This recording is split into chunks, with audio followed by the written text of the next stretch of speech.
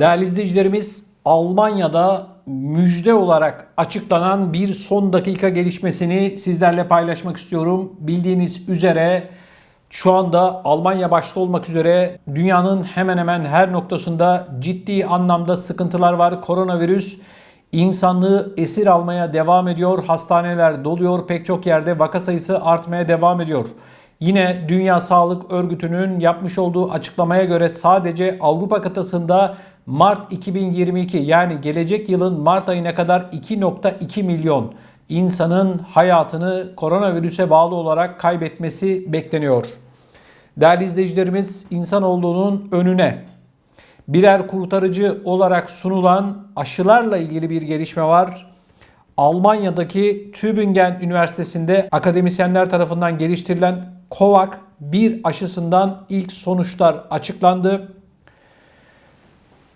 Yapılan açıklamaya göre koronavirüse karşı özel olarak T hücreleri oluşturması için tasarlanan yeni aşı birinci deneme aşamasından başarıyla geçti.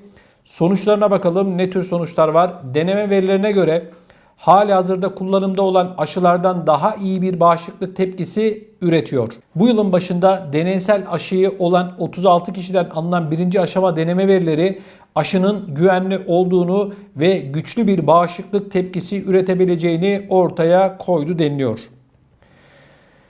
Bilim insanları aşının T hücresi tepkisinin SARS-CoV-2 enfeksiyonundan sonra ve onaylanmış aşılarla aşılamadan sonra tespit edilen düzeyleri aştığını söyledi. Yani Profesör Doktor Uğur Şahin ve Özlem Türeci'nin bulmuş olduğu BioNTech, Moderna gibi aşılardan daha etkili bir aşı bulduklarını açıklıyorlar.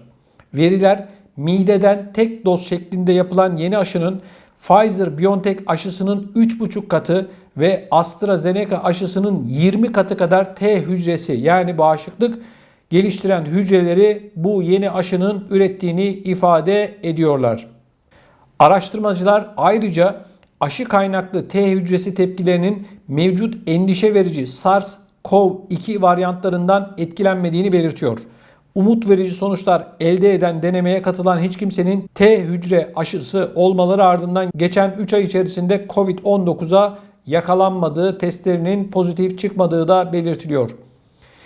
Bu çalışmayı yapan ekip aşının şu anda onaylanmış aşıların yanı sıra özellikle yaşlılar ve bağışıklığı baskılanmış olanlar için etkili bir tamamlayıcı aşı işlevi göreceğini öne sürüyor, iddia ediyor. İnsanları enfeksiyonlara karşı koruyan bağışıklık tepkisinin bir parçasını oluşturan T hücreleri genellikle antikorlarla birlikte çalışıyor. Ancak antikor seviyeleri genellikle zaman zaman azalır ve arttırılmaya ihtiyaç duyarken T hücreleri kan dolaşımında birkaç yıl kalabilir deniliyor değerli izleyicilerimiz. Aşılardan elde edilen T hücreleri seviyelerinin COVID'e karşı uzun vadeli koruma sağlamada anahtar olabileceğini de dikkat çeken bilim insanları bu aşının diğer aşılardan çok daha da koruyucu olacağını iddia ediyor. Saygıdeğer izleyicilerimiz, yapılan bu açıklama insanlığın önüne müjde olarak sunuldu. Ancak geçmişteki yani bu koronavirüs hayatımıza girdiğinden beri çok müjdeler duyduk, gördük. Hepsi müjdeydi, hepsi insanlığın hayatını kurtarıyordu ama yapılan bu açıklamadan sonra ben de doğal olarak aynı sizin gibi temkinli yaklaşıyorum. Her ne hikmetse bu koronavirüsle ilgili aşıyı bulduklarını iddia eden kişiler piyasaya sürmeden önce çıkıp böyle açıklamalar yapıyorlar. Piyasaya çıktıktan sonra bu aşılar çıkıp daha önce yapmış oldukları bu açıklamaları unutuyorlar. Mesela Profesör Doktor Uğur Şahin geçmişte şöyle bir açıklama yapmıştı. Demişti ki bizim bulmuş olduğumuz bu sıvılar %95, %96 oranında koruma sağlıyor. Bu aşılarla ilgili devletlerle anlaşma yaptıktan sonra ve piyasaya sürdükten sonra ben hiçbir şekilde Profesör Doktor Uğur Şahin ya da saygıdeğer eşi Sayın Özlem Türeci'nin ağzından bizim aşılarımız şu kadar koruyor, bu kadar koruyor diye açıklama duymadım. Piyasaya sürdüler, anlaşmaları yaptılar, paraları aldılar. Şimdi çıkacak olan bu aşının insanlık için bir kurtuluş olmasını, bu virüsün insanlığın yakasından artık düşmesi için bir vesile olmasını tabii ki isterim. Bunda bir problem yok. Bilim insanlarımıza inanmak istiyoruz, güvenmek istiyoruz.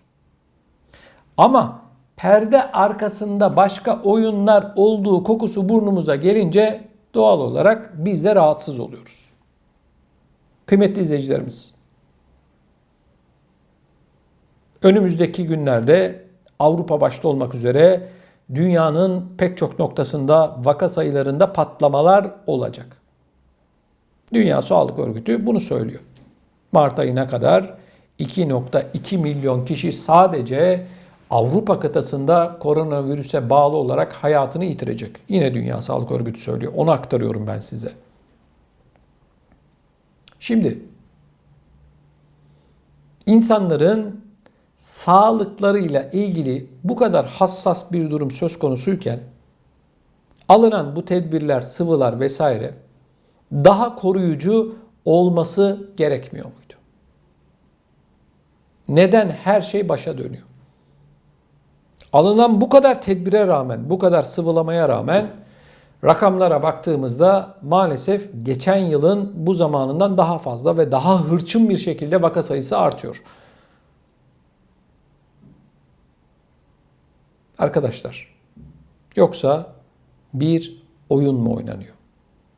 Perde arkasına saklanan bir şeyler mi var? Merak ediyorum. Sıvı dendi, tamam. Kapanma dendi, tamam. Maske dendi, tamam. Mesafe dendi, tamam. Ona tamam, buna tamam, her şeye tamam. Sorun yok. Yine tamam. Peki ne zamana kadar bu salgın devam edecek? Hayatımızın tam orta noktasında kalmaya devam edecek. Bu açıklamaları yapan bilim insanlarının ben çıkıp bunun cevabını önce vermesi gerektiğine inanıyorum. Siyasetçilerin de aynı şekilde bu işin son durağının neresi olduğunu ve ne zamana kadar süreceğini de açıklamaları gerektiğine inanıyorum. Bugüne kadar bu krizi pek çok ülke yönetemedi. Başta Almanya'nın emekli başbakanı Merkel olmak üzere. Bugün vaka sayıları 100 bine gidiyorsa Almanya'da Merkel'in koronavirüsü doğru düzgün bir şekilde yönettiğinden bahsedemeyiz. Bu krizi başarılı bir şekilde yönettiğinden bahsedemeyeceğimiz diğer bir isim de Almanya Federal Sağlık Bakanı Jens Spahn. İkisi de sınıfta kaldılar, kırmızı kart gördüler. Merkel'in Almanya'ya büyük faydaları olmuştur. Ben onları konuşmuyorum. Ben burada koronavirüsü değerlendiriyorum. Gelinen noktada değerli izleyicilerimiz, insan sağlığı birilerinin elinde oyuncak haline gelmiş vaziyette. Bir laf var ya, bindik alamete, gidiyoruz kıyamete. O kadar alıştık ki 65 bin vaka sayısı diyoruz. Aman bir şey olmaz. 500 kişi öldü diyoruz. Aman bir şey olmaz. Bu noktaya geldik. Alıştırdılar arkadaşlar ya. Düşünebiliyor musunuz? Her gün sadece 500 kişi koronavirüsten ölüyor. 500 tane eve, ocağa ateş düşüyor. Hayatını kaybeden Avrupa'da çok sayıda vatandaşımız var. Onların ocaklarına ateş düştü.